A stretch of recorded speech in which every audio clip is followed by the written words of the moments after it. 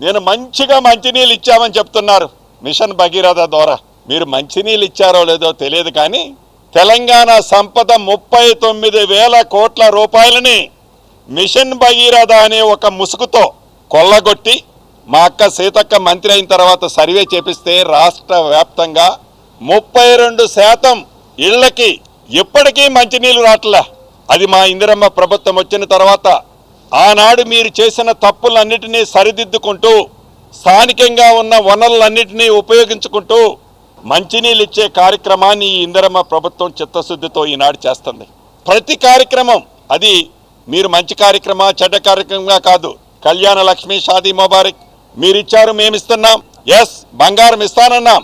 ఏడ నువ్వు ఏముంచి నువ్వు నిధులు ఏమైనా నుంచితే కదా పేదోడికి ఏదన్నా పంచాలని మాకు తాపత్రయం ఉంది.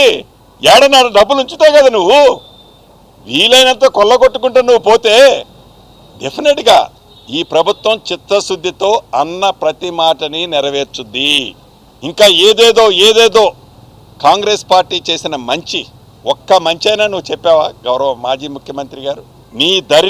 నీ ధరణిలో ఉన్న నాటి కుంభకోణాలు ఆ ప్లేస్లో అద్భుతంగా ప్రజల వద్దకి ఈనాడు ప్రజల నచ్చిన చట్టం భూభారతి చట్టం ప్రజల వద్దకు తీసుకొచ్చాం. ధైర్యంగా ప్రతి గ్రామాల్లో గ్రామ సభలు పెడుతున్నాం. మీరు ఎందుకు ధరణిని గురించి మాట్లాడలేకపోయారు గౌరవ మాజీ ముఖ్యమంత్రి గారు? అదే రకంగా సన్నబియ్యం అద్భుతంగా ప్రజలకు ఇస్తున్నాం. కష్టమైనా కూడా పేదవాడు మంచిగా ధనికుడు తిన్న బువ్వే తినాలి అని ఎందుకు మంచి కార్యక్రమం చేశారని అటువంటి దాన్ని మాట్లాడలేకపోయావు. ఎస్, నేను అద్భుతంగా 8వ అద్భుతం కాళేశ్వరం కట్టానన్నారు. కాళేశ్వరం ఏమైందండి? మీరు అధికారంలో ఉన్నప్పుడే కుప్పకూలింది. అది దాంట్లో కుంభకోణం 1,00,00,000 కోట్లు కుంభకోణం జరిగింది అని విజిలెన్స్ రిపోర్టు ఇచ్చింది. కేంద్ర ప్రభుత్వ సంస్థ రిపోర్టు ఇచ్చింది. రాబోయే రోజుల్లో స్పెషల్ కమిషన్ కూడా రిపోర్టు తప్పకుండా ఎంక్వైరీ చేస్తుంది. దాని మీద కూడా రిపోర్టు వస్తుందని ఆశిస్తున్నాం. అంటే అటువంటి కాళేశ్వరంలో జరిగిన అవినీతిని గురించి మీరు ఎందుకు మాట్లాడలేకపోతున్నారు? అంతేకాదు, ఏదైతే ఇంకా ఇటువంటి మీరు చేసిన స్కాములు, మీరు చేసిన తప్పులు, మీరు చేసిన ఇప్పటికీ పచ్చి అబద్ధాలు చెప్పేది, నోరు తెరిస్తే అబద్ధం. ఏదైతే ఈనాడు మీరు వరంగల్ సభలో మాట్లాడిన దాని మీద చివరగా ఒక్క మాట చెప్పి నేను ముగిస్తాను. చాలా ఆర్భాటంగా మీరు మాట్లాడారు. మా పార్టీ పక్షాన ఒక్కటే మిమ్మల్ని ఇక్కడ నుంచి ఛాలెంజ్ చేస్తున్నాను. డేటు మీరు ఫిక్స్ చేయండి. ఏ డేటు మీద అసెంబ్లీ పెట్టమంటారో మీరు ఫిక్స్ చేయండి. మీరు చెప్పిన ప్రతి అంశాన్ని, అది 4 రోజులు కానివ్వండి, 6 రోజులు కానివ్వండి, 8 రోజులు కానివ్వండి, ప్రతి అంశాన్ని మీరు చేసిన ఘనకార్యాలేంటో, ఆ గొప్ప ఘనకార్యాలు ఏంటో చెబుతూ ఈ గడిచిన 10 సంవత్సరాల్లో మీరు చేసిన ఘనకార్యాలని, ఈ 15 నెలల్లో జరిగిన అభివృద్ధి సంక్షేమాన్ని ప్రజలకి చర్చించటానికి మీరు సిద్ధమా? అయినా ఈ ఇందిరమ్మ ప్రభుత్వం వచ్చిన తర్వాత కులగణన గురించి దేశవ్యాప్తంగా ఏ ప్రభుత్వము చేయని, రాష్ట్ర ప్రభుత్వం చేయని విధంగా, చివరికి కేంద్ర ప్రభుత్వం కూడా విస్మరించింది అనుకోండి, ఏ ప్రభుత్వము చేయని విధంగా కులగణన చేయటమే కాకుండా మా బీసీ తమ్ముళ్ళకి 42% ఇచ్చే చిత్తశుద్ధితో ఆ దిశలో ఈ ప్రభుత్వం పయనిస్తుందని, కనీసం దాంట్లో పాలు పంచుకొని మీరు సమీకరణ గురించి మాట్లాడుతుంటే చాలా నవ్వొచ్చింది.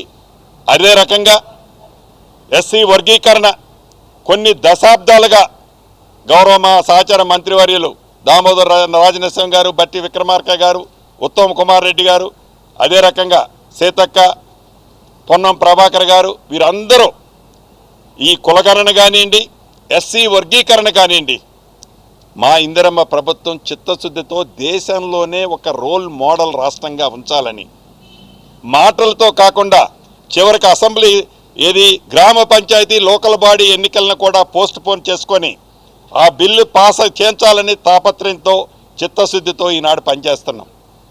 మీరా మమ్మల్ని అడిగేది? మీరా మమ్మల్ని క్వశ్చన్ చేసేది?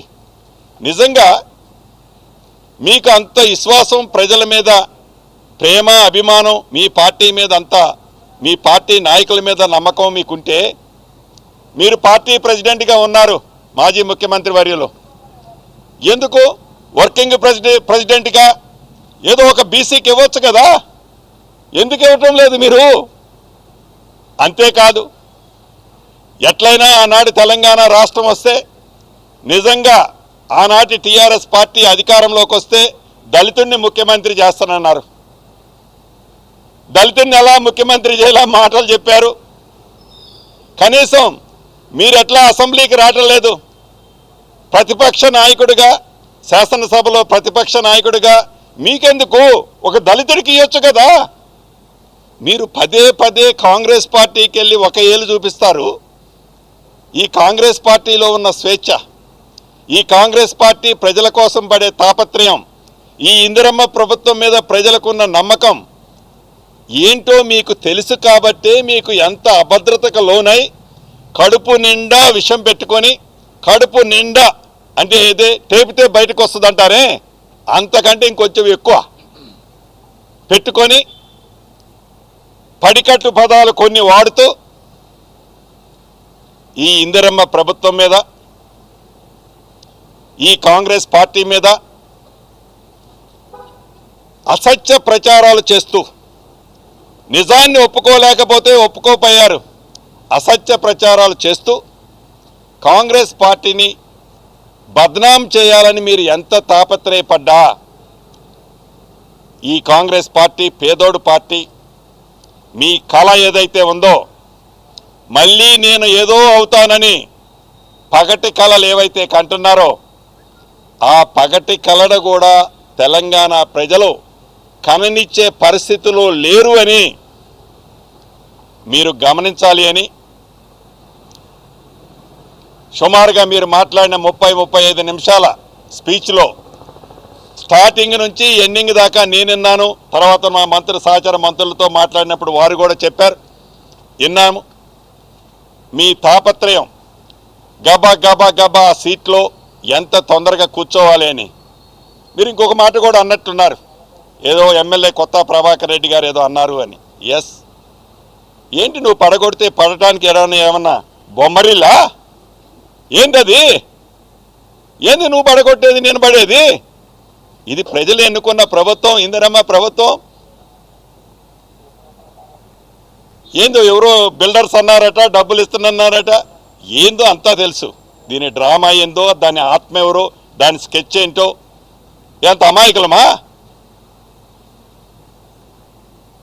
ఏదో నీ దయాదాక్షిణ్యాల మీదనో మీ దీవెనలతోనో తెలంగాణ రాష్ట్రంలో ఇందిరమ్మ ప్రభుత్వం ఉందనేది ఆ కళ మర్చిపోయి ఊహాజనకంలో కూడా మళ్ళీ నేను ముఖ్యమంత్రిని అవుతానని ఊహించుకుంటూ మభ్యపెడుతూ ప్రజలని మళ్ళీ ఏదో రాంగ్ ట్రాక్లో చేయాలని మీ తాపత్రయం చూస్తుంటే ఇవాళ మీ స్పీచ్లో మాకు చాలా స్పష్టంగా అర్థమైందని, ఇప్పటికైనా ఇందాక నేను మిమ్మల్ని ఏదైతే ఛాలెంజ్గా చెప్పానో డేట్ మీరు ఫిక్స్ చేయండి. గౌరవ మా ముఖ్యమంత్రి గారితో, మా శాసనసభాపతి నాయకులతో మాట్లాడి మీరు డేట్ ఫిక్స్ చేయండి. 1 గంట కూడా డిఫరెన్స్ లేకుండా కాంగ్రెస్ పార్టీ అసెంబ్లీ సాక్షిగా మీరన్నట్టు మీ బచ్చాగాళ్ళతో కాదు మాట్లాడేది, మీ బచ్చాగాళ్ళతో మీరే ఆయన సర్టిఫికెట్ ఇచ్చారే ఆ బచ్చాగాళ్ళతో కాదు. రండి, మీరు వస్తే మీ అద్భుతాలు ఏంటో చెప్తాం కదా, చెప్తాం సార్. మీరు వస్తే మీ అద్భుతాలు, మీ ఘనకార్యాలు తప్పకుండా తెలంగాణ ప్రజలకి ఒక్కొక్కటి చూపిస్తాం. కాబట్టి రాష్ట్ర ప్రజలకి పూర్తి క్లారిటీ ఉంది. మీ అభద్రతతో పాటు మీ విషం ఈరోజు ఏదైతే ఎల్లకక్కారో ప్రజలు ప్రతిదీ గమనిస్తున్నారని తెలుపుకుంటూ మీ అందరి దగ్గర మరొకసారి సెలవు తీసుకుంటాం.